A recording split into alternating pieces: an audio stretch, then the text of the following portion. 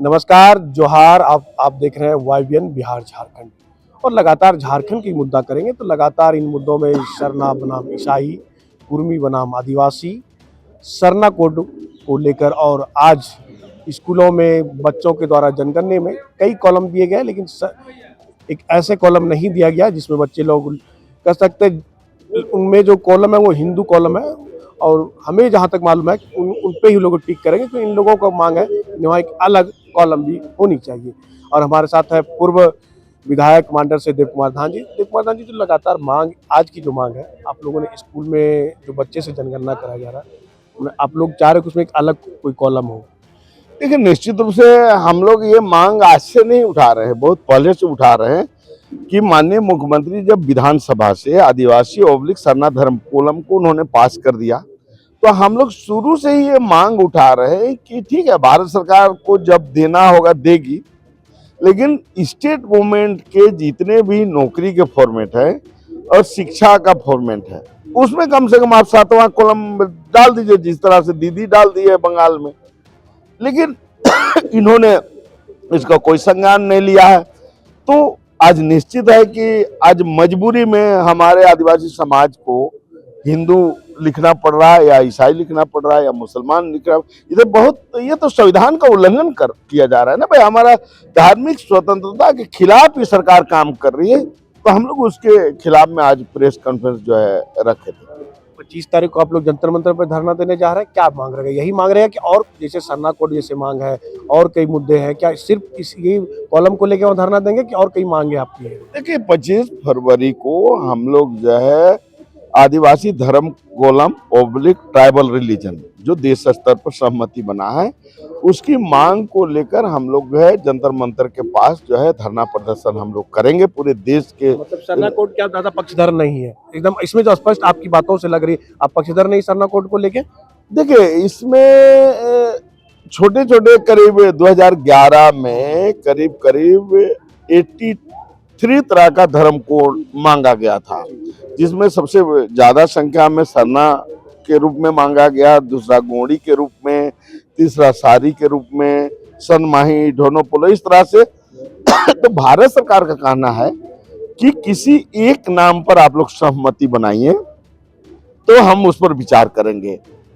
तो जब हम लोग को पास पत्र 2015 में आया कि भाई हम लोग सरना को मांग के लिए गए थे, हम लोग वहां कि हम लोग का मांग था कि सरना को भी 6 अन्य धर्मों के तरह हमको अलग कॉलम दिया जाए। तो उन्होंने कहा कि हम सरना को अलग धर्म कॉलम नहीं दे सकते, क्योंकि हम सरना को अलग धर्म कॉलम देंगे तो फिर गोंडी बोलेगा कि हमको दो, सारी बोलेगा हमको दो, सनमाही बोलेगा, दोनों बोले, तो ये व्यवहारिक रूप से ये सही नहीं है। इसलिए मैं इस मांग को अस्वीकृत करता हूँ। तो उसके बाद हम लोगों को ये समझ में आया कि जब तक किसी एक नाम पर सहमति नहीं हो, तब तक ये संभव नहीं है। तो पूरे देश के जो बुद्धिजीवी लोग और सामाजिक संगठन, हम लोगों ने बैठ के ये तय किया कि 1931 में ट्राइबल रिलीजन था, आदिवासी धर्म था, तो हम लोग पूरे देश के हम लोग उसको रिस्टोर करने का हम लोग पूरा मांग कर रहे हैं। हम लोग कोई नए नाम पर नहीं बात कर रहे हैं। लगातार सरना बनाम ईसाई जो चल रहा है, लगातार कह सकते हैं हर संगठन के लोग उठा रहे हैं कि सरना बनाम ईसाई, क्योंकि लोग ईसाई में धर्मांतरित हो रहे हैं, जो आदिवासी उनको प्रलोभन दिया जा रहा है, चंगाई सभा हो रही है। इन चीज़ों को कैसे, क्या संगठन है दोनों में कह सकते हैं, जिसे कई लोग कर रहे हैं कि नहीं आदिवासी और सरना और ईसाई में लड़वाने का काम किया जा रहा है? आपको क्या लगता है? देखिए, हमको ये अभी कंप्लीट ये राजनीतिक मुद्दे लगते हैं कि आदिवासी और ईसाई को लड़वा दो तो एक पक्ष हमको समर्थन में आ जाए, मुस्लिम और हिंदू को लड़वा दो ताकि हमारा एक पक्ष में आ जाए। अगर ये राजनीतिक एजेंडा नहीं है, तो अभी तो केंद्र में जो है बीजेपी के समर्थन में सरकार है, तो ये कानून ला दे कि भाई जो आदिवासी धर्मांतरित हो गए हैं, चाहे जो ईसाई हो गए, हिंदू हो गए, मुसलमान हो गए, सिख, जैन, बौद्ध धर्म अपना लिए हैं, वैसे लोग को आरक्षण का हम खत्म कर देंगे। इस तरह का बिल। इसके आप पक्षधर है ना? लेकिन आप पक्षधर है ना इसका? अगर आदिवासी ईसाई मान ले अपने आप को धर्मांतरित कर ले, उसका आरक्षण खत्म कर दिया जाए? नहीं, हम एक को केवल जो है हम पक्षधर नहीं, जो लेकिन आप जो आदिवासी तो 6 धर्म में चले गए, तो जो 6 धर्म में धर्मांतरित, चाहे वो हिंदू में गया है वो भी धर्मांतरित है, ईसाई है वो भी धर्मांतरित है, मुसलमान है वो भी धर्मांतरित है, सिख जैन बौद्ध है वो भी। कानून बनाना है तो मूल धर्म को छोड़ के जो 6 धर्म में धर्मांतरित हो गए उसका पूरा अगर डिलिस्टिंग करना चाहते हैं तो करिए। आप एक आदमी को केवल टारगेट आप कर रहे हैं वोट के लिए, तो ये वोट का राजनीति है, इसे समाज को बचना चाहिए। मतलब फिर दूसरा कुर्मी भी बनना चाह रहा है आदिवासी, इन चीजों को कैसे देखें? इसके लिए भी अभी था पहले सरना बनाम ईसाई या कुर्मी बनाम आदिवासी हो गया, तो इन चीजों को लेकर भी कैसे देख रहे हैं इस चीजों को? देखिए इसमें भी हमको कंप्लीट राजनीतिक लगता है। इनके द्वारा राजनीति किया जा रहा है। ये जो है बीजेपी के द्वारा आज ये राजनीति किया जा रहा है। जिस तरह से मणिपुर में, तो इसमें तो फिर जेलकम भी आते हैं, जयराम ने भी आवाज उठाया है। देखिए वो जयराम इसका वो अपना विधायक एक है, लेकिन बीजेपी चाहता है कि आदिवासी, हमको पिछले में आप देखिएगा कि 28 में 1 सीट जीता है बीजेपी, तो इनको लग रहा है कि आदिवासी मेरे पक्ष में नहीं आ रहा है, इसलिए हम जो है कुर्मी को पीठ ठोक दें और जो है कुर्मी समुदाय जो है हमारा जो है समर्थन में आ जाए। क्योंकि देखिए 2019 में भी सुदेश मानव ने बीजेपी का खेल बिगाड़ा, अब जयराम ने बिगाड़ा, तो इसलिए ये लोग चाह रहा है कि जयराम खत्म हो जाए और सुदेश महतो ऊपर हो जाए, ताकि आजसू और बीजेपी जो है हम लोग मिलकर यहाँ सरकार बनाए। इसलिए ये कंप्लीट, चूंकि 2004 में तो ये टीआरआई के द्वारा रिजेक्ट हो चुका है, तो फिर इसमें बहुत आगे हमको नहीं लगता है कोई तर्क है कि ये कोई दम है। दादा, पेशा कानून सरकार क्यों नहीं लागू कर रही है?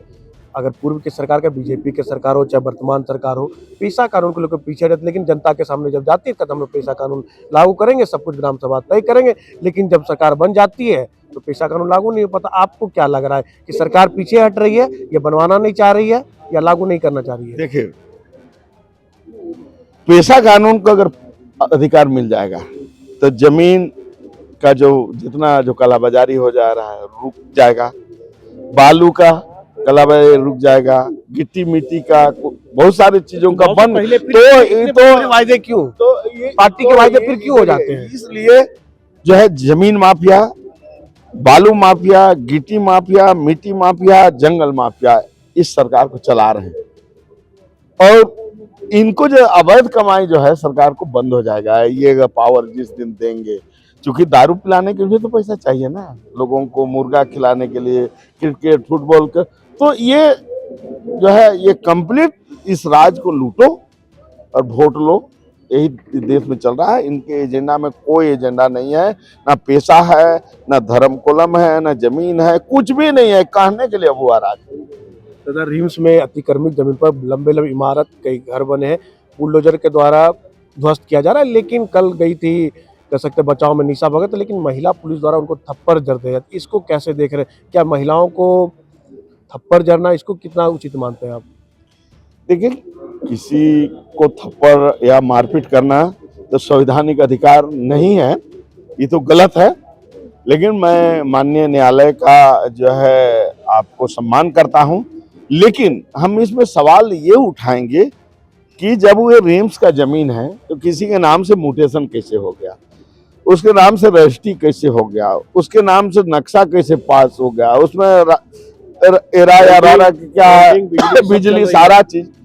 तो हम तो ये चाहेंगे कि जो उस गरीब लोगों को जो धोखा दिया गया है, जिनकी पूरे जीवन की गाढ़ी कमाई जो है उसका चला गया, आत्महत्या करने की स्थिति में लोग हैं, तो सरकार इस पर जांच करे और जो दोषीदार है, जो सीओ है, एलआरडीसी है, नगर निगम है, एरा है, जो भी है, बिजली विभाग है, उस पर जो है एकदम लोगों को कार्रवाई करे और नौकरी से निकाले और उस पर केस हो और वो जो जितना जो नुकसान हुआ है उसका भरपाई होनी चाहिए। सरकारी अधिकारी के मिली भगत से ये काम हुआ है, घर भी बन गए, 20-22 साल से वहां रहे, सरकारी जो मुलाजिम है उन्होंने कुछ न घूस लिया हो गया, भ्रष्टाचार से द्वारा ये सब काम हुआ है। इसमें देखिए रिम्स के भी पदाधिकारी मिले हुए हैं, सीओ, एलआरडीसी, आपको जो है आपको नगर निगम और ये जो कायरा की फेरा का होता है वो जो है वो सब फेरा में डाल दिया है, सबको बेचारा जो है वो बहुत बुरा रोड पे आ गए कई लोग। हाँ,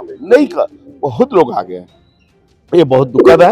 इसलिए सरकार से हम मांग करते हैं कि वैसे पदाधिकारी को चिन्हित करके आपको गरीब लोगों को न्याय दिलाइए। चलिए, ये थे हमारे साथ पूर्व विधायक मांडर से देव कुमार दान। इन्होंने स्पष्ट तौर पर कहा कि पेशा कानून को लेकर इन्होंने स्पष्ट तौर पर कहा कि सरकार अगर पेशा कानून लागू करती है तो उनके कई ऐसे हैं, बालू माफिया है, गिट्टी माफिया है, कोयला माफिया, वो कहाँ जाएंगे।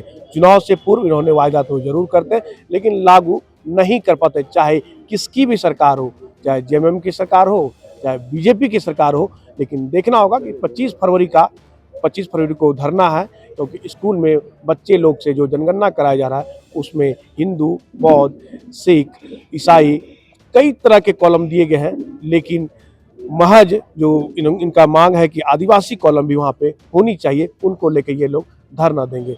सहयोगी निहित के साथ मनीष झा, YBN बिहार, झारखंड।